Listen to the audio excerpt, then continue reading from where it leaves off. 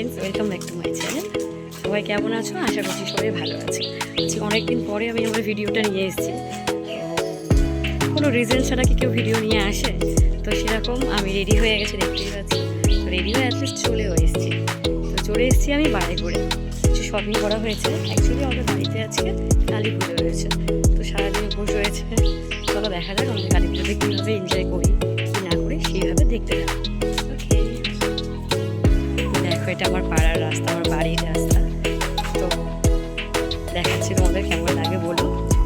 একটু পিছন ক্যামেরা করে নিই।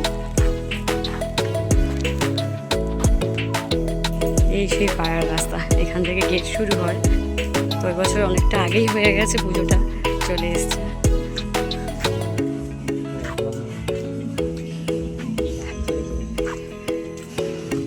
এই যে আমাদের কালী পুজোর ব্যানার টাঙানো হয়ে গেছে।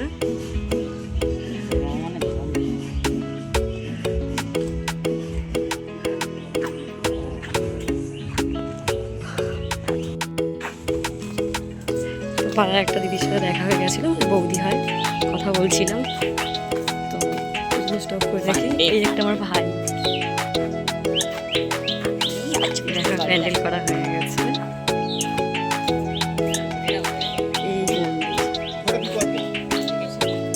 এখানে ভোগের জন্য যে মালসা ভোগ দেওয়া হয়, সেই মালসা ভোগের জন্য হাড়গুলো ধুয়ে এখানে প্রস্তুত করে রাখা হয়েছে। রান্না কোথায় হবে?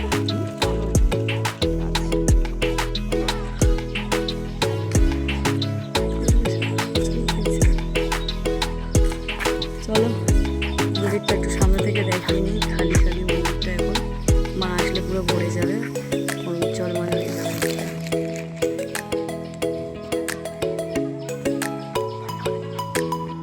ভিতরে রাধাকৃষ্ণ আছে, শিব ঠাকুর আছে, আর মা কালীমা মাঝখানে বসেন।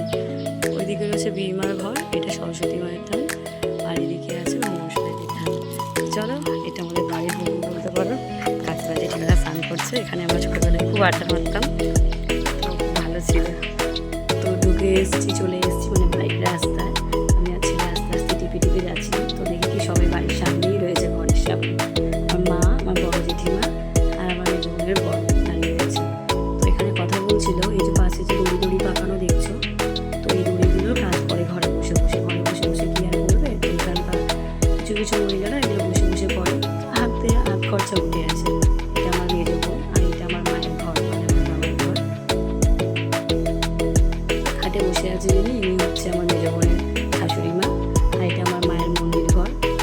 ওকেই, এই হচ্ছে ছোটোখাটো একটা গরিবের ঘর বলতে পারো। আমার ছোটোবেলা বড় হয়ে ওঠা।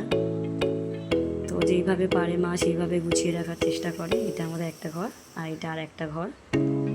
এই ঘরটা পাকাপোক্ত, কিন্তু অতটাও গুছিয়ে রাখা না। একা থাকলে একা মানুষ যা হয়। বোনের ছেলেমেয়েরা খাবে, তাই জন্য ওদের জন্য কিছু রান্না করে রাখা। এটা রান্নাঘর, এটা কল, আর ওইটা যেটা পর্দা টাঙানো দেখছো, ওটা বাথরুম ঘর। তো এই হচ্ছে আমার মায়ের ছোট্টখাটো সংসার। চলো মায়ের সাথে একটু গল্প করি, কথা বলি। নেক্সট ভিডিওটা দেখতে হলে পরে আমাকে ফলো করো আর দেখতে থাকো। টাটা।